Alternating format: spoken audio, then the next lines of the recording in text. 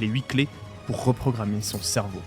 Numéro 1, trouver son étoile polaire. Elle, c'est Géraldine Larguet. En 2012, elle s'égare sur le sentier des Appalaches, aux États-Unis, et va errer dans la forêt pendant plusieurs semaines avant de mourir tragiquement. Le pire dans tout ça, c'est qu'elle est dans une petite forêt à peine à quelques kilomètres des secours et de la civilisation. Mais parce qu'elle tourne en rond, elle ne va jamais réussir à en sortir et finir par décéder. Lui, c'est Mao Pialug, un navigateur polynésien légendaire, qui va réussir à trouver son chemin entre Tahiti et Hawaï sans aucun instrument de navigation moderne. Aucun GPS ni boussole. Il va parcourir plus de 4000 km et arriver à destination. Il existe une différence claire et extrêmement importante entre Géraldine, qui reste perdue et décède dans une petite forêt, et Mao, qui parcourt 4000 km pour arriver avec succès à sa destination. Sans cette vision, sans cet objectif, tout ce qu'on va voir dans le reste de la vidéo est inutile.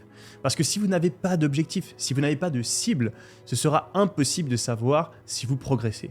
Comme un archer qui irait tous les jours s'entraîner et tirer des centaines de flèches sans avoir de cible. Impossible de faire le moindre progrès. Il faut avoir un objectif clair, il faut avoir une cible claire. Et c'est ça qui permettra d'ajuster vos actions, tout comme un archer ajusterait sa manière de tirer les flèches. Et cette cible, cet objectif, il faut qu'il soit ambitieux.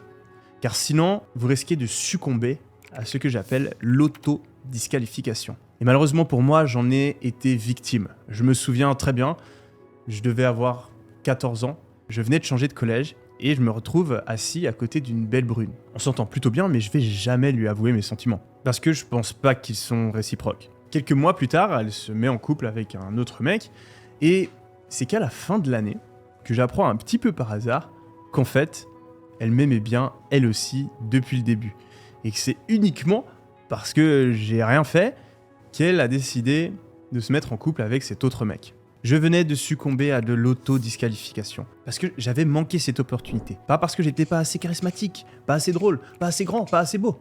Non, j'avais foiré simplement parce que je m'étais auto-disqualifié. Je n'avais pas été assez ambitieux. Je n'avais pas pensé que je pouvais lui plaire. Et malheureusement, ça arrive tous les jours à des milliers de personnes. Ils n'osent pas aborder une fille parce qu'ils sont convaincus qu'ils vont se faire recaler, alors qu'ils auraient réussi. Ils ne lancent pas de business parce qu'ils sont convaincus qu'ils ne vont pas réussir, alors qu'ils auraient pu devenir un entrepreneur à succès. Ils n'essayent même plus d'avoir de bonnes notes parce qu'ils pensent être bêtes, alors même qu'ils pourraient être les meilleurs élèves de leur lycée. L'autodisqualification est un fléau. Et si aujourd'hui, vous n'avez pas un objectif ambitieux, un objectif qui vous rend légèrement mal à l'aise parce que vous pensez qu'il est trop difficile, eh bien vous êtes probablement en train de vous sous-estimer. Vous êtes probablement en train de vous auto-disqualifier, vous êtes probablement en train de rester dans votre zone de confort. Il est maintenant temps de trouver votre étoile polaire,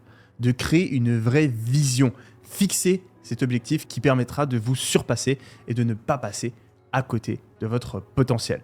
Pour les plus déterminés d'entre vous, il y a un fichier, premier lien juste en dessous de la vidéo dans la description que vous pouvez télécharger et que vous pourrez remplir pour justement trouver cette étoile polaire. Moi, ce que je vous recommande de faire, c'est de créer un vision board, donc simplement plein d'images qui vous inspirent. Vous pouvez imprimer ces images et les coller quelque part dans votre chambre ou simplement le faire avec des photos que vous téléchargez d'internet, voilà, de personnages inspirants, d'objets, de destinations, d'endroits, etc.